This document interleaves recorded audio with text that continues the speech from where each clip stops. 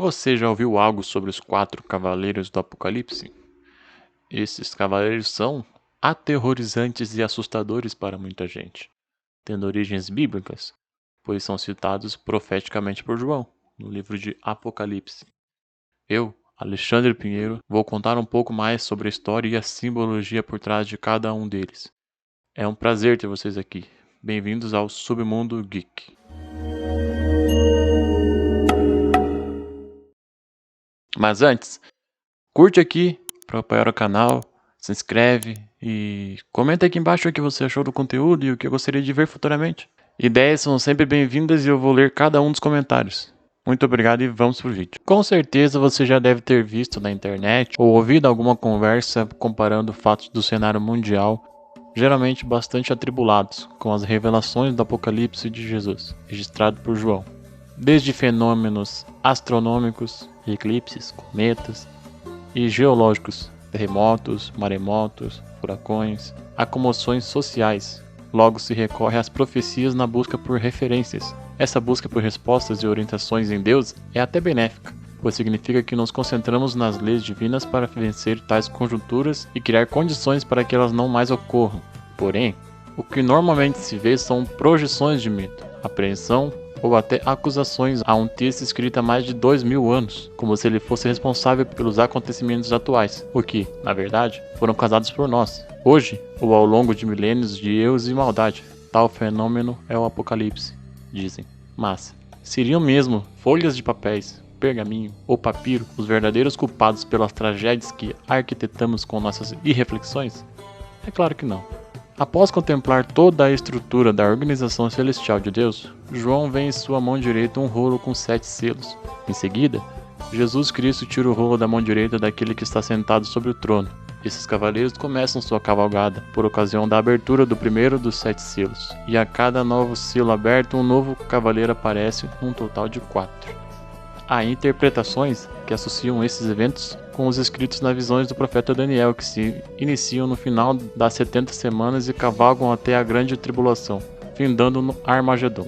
Como em outros livros de profetas bíblicos, como Isaías, Daniel e Ezequiel, aspectos da narrativa como local, tempo, quantidade, personagens envolvidos e referências são vistos de forma simbólica e, muitas vezes, interpretados de maneiras relacionadas a outras passagens bíblicas e acontecimentos passados ou atuais.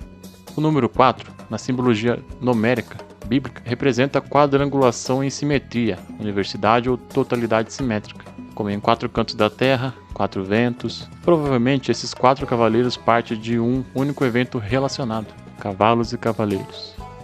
Em muitas culturas, o cavalo é símbolo de impetuosidade e impulsividade relacionadas com os desejos humanos, além de ser associado com água e fogo, por serem muitas vezes incontroláveis. Também é tido como uma relação com o divino servindo de guia de almas, sendo muitas vezes enterrados junto com seus donos. Exprime também vigor e virilidade, por vezes simbolizando a juventude. No contexto histórico, principalmente nos campos de batalha, o cavalo era treinado muitas vezes para matar soldados, com suas patas ou sua boca.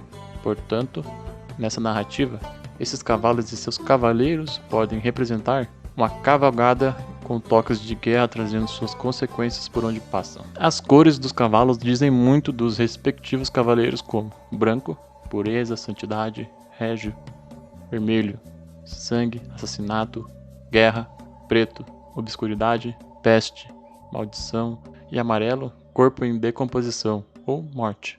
Quem os chama são 4 criaturas viventes cheias de olhos ou querubins que estão em volta do trono, em cada um dos seus lados. É provável que não se refira a um número literal, mas representa toda a classe angelical desse grupo, ou dos que desempenham a mesma função. Cada um é descrito como tendo a cabeça ou aparência distinta. A primeira, semelhante a um leão, o leão é símbolo do poder e da justiça. É também associada ao atributo divino da justiça. Na visão profética de Ezequiel sobre o templo de Deus, ao redor do trono ele também vê 4 querubins com 4 faces, sendo uma dessas faces face de leão. Segunda, semelhante a um novilho ou um touro, símbolo de força, também representado como um atributo divino em uma das faces dos querubins vistas por Ezequiel. Terceira, tem rosto semelhante ao de homem. O homem dentre as criações é o único semelhante a Deus, e capaz de amar e imitar essa qualidade inerente dele. Quarta, semelhante a uma águia voando. Dentre outras atribuições, a águia é bastante conhecida por sua excelente visão ou como símbolo de sabedoria, perspicácia ou discernimento. Também é símbolo da sabedoria divina e uma das faces dos querubins vistos por Ezequiel. Peste. Diz a Bíblia que ele é o mais seguido de todos, o que remete a Zacarias, onde o profeta reúne seu rebanho e segue após ser coroado.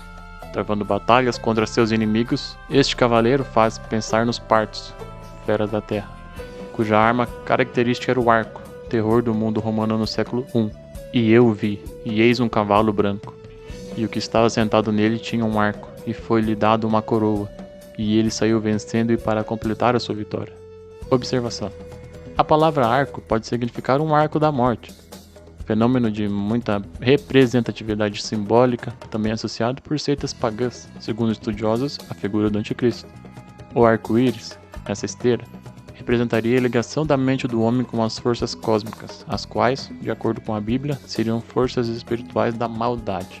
Mas falando de armas, especificamente do arco, nos tempos antigos, era a arma com maior alcance que existia na época, e trazendo para os dias de hoje, fica mais fácil entender essa teoria a partir da queda das Torres Gêmeas, um marco terrível e que deixa mais visível o que queremos dizer. Veja bem, no século XXI, o que a gente vê é o declínio das grandes nações, os Estados Unidos, por exemplo.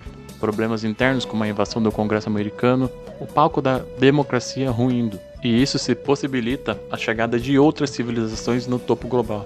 Novas potências surgindo, e isso pode ser o cavaleiro agindo, e é aí que a questão do arco e a flecha se torna mais forte ainda. Porque hoje, qual a flecha que atinge o mundo inteiro neste mesmo instante? Isso mesmo, esse mesmo veículo de comunicação que faz você poder estar vendo este vídeo nesse exato momento. Sim, é a internet. E o poder que ela tem de ser instantânea. Algo que acontece do outro lado do planeta demora apenas minutos para que esteja online para todos verem. Então quem dominar o arco, ou seja, essa forma de comunicação, vai dominar o mundo. Por isso a grande disputa hoje é sobre tecnologia, 5G, 6G.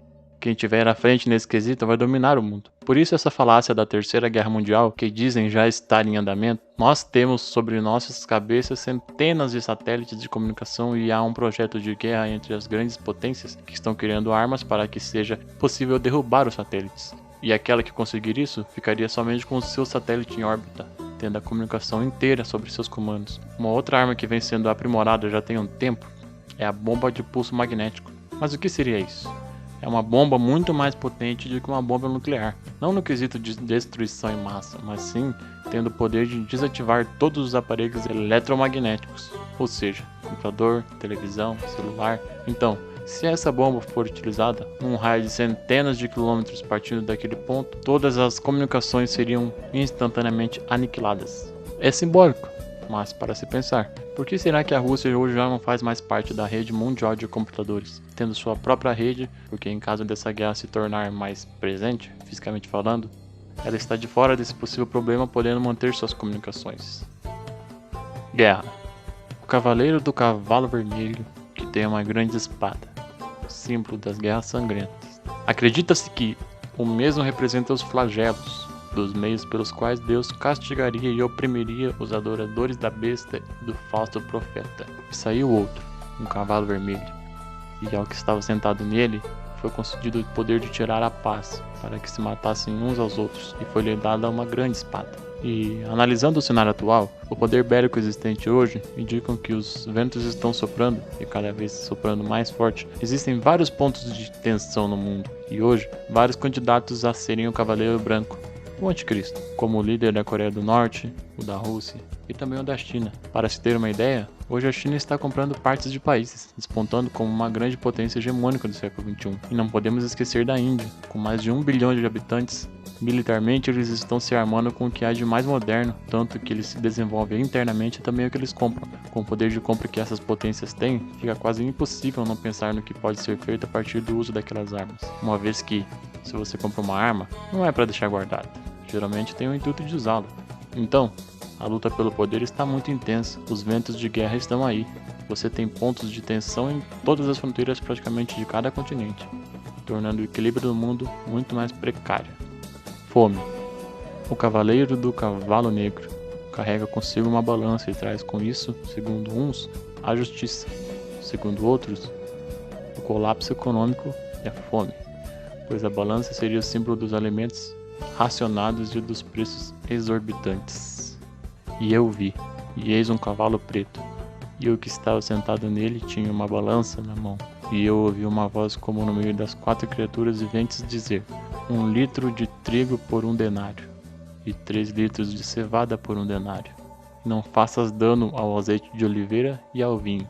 A fim de comparação, é válido destacar que o denário era uma pequena moeda de prata que era de maior circulação no Império Romano. É geralmente aceito que no fim da República Romana e do início do Principado, o denário correspondia ao salário de um trabalhador. Com um denário seria possível comprar em torno de 8 quilos de pão. A fome é consequência da guerra.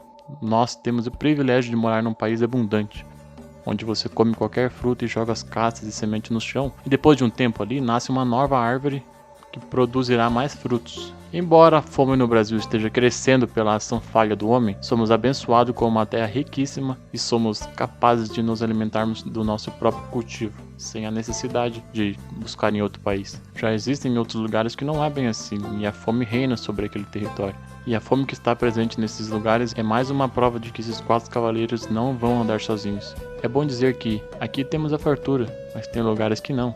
E o Brasil, que nunca se envolveu com guerra, pode se tornar um alvo mediante a todas as nossas riquezas existentes do nosso solo, como por exemplo a Amazônia. Temos que nos cuidar.